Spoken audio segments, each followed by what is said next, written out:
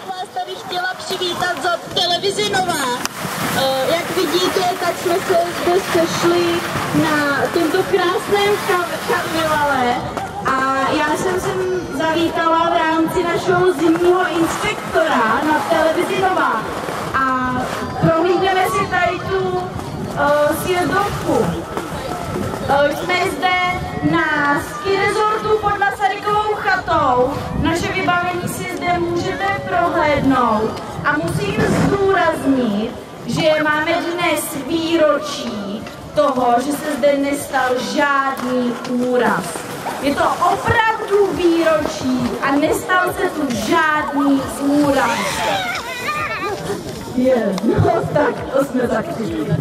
Vypadá to, že máme nějakou slečnu, která se nám zranila, tak se jí pojedeme zeptat, jak je. Jak se jí daří. No, já bych to slečno.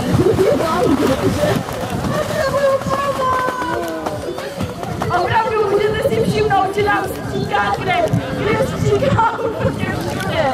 Tak doufáme, že brzy zavolají rychlou pomoc a ona přijede a zachrání.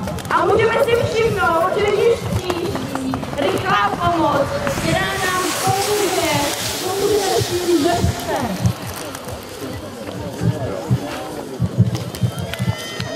Jak to vypadá? Chtěla bych tedy poukázat, Ježišmarja, tepené krvácení! Zavoláme vrtulník! V areálu máme 2 sjezdovky a 3 lyžařské vleky, což je úžasné. Vrtulník! Počkejte. Zavoláme vrtulník, to je těžké zranění, tohle. Můžete nám říct, jak to vypadá? Těžké zranění, vrtulník! A ano, už nám jede vrtulník s panem doktorem a se sestričkou.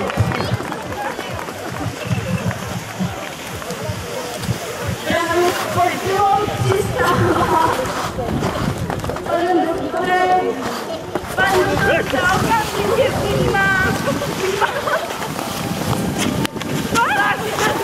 Doktore, ošetřovat, neobtěžovat!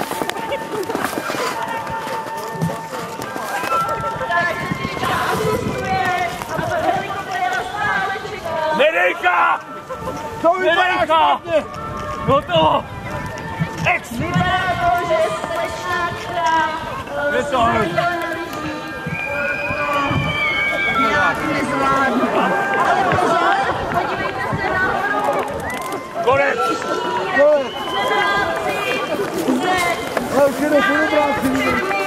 Náš smutek, náš biznis a pravděpodobně jsou připraveni na to, aby slečnu odvezli. Ale pozor, vypadá to, že se nyní přijíždí naše poslední autobusu, který dají účinné léky pro naši raněnou.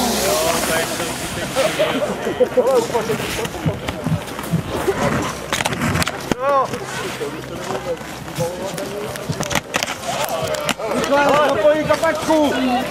Dělej! Tu druhou! Na kapej! Tak jsem zvědavá, jestli naše poslední pomoc opravdu zapůsobí. Bumbej! Kapačka!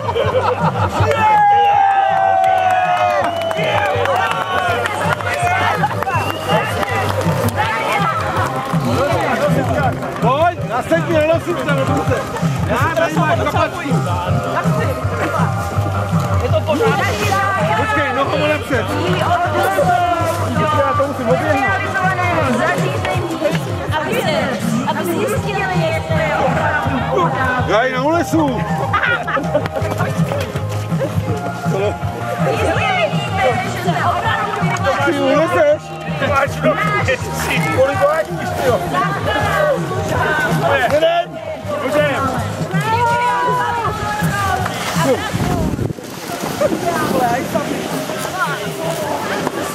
Prosím.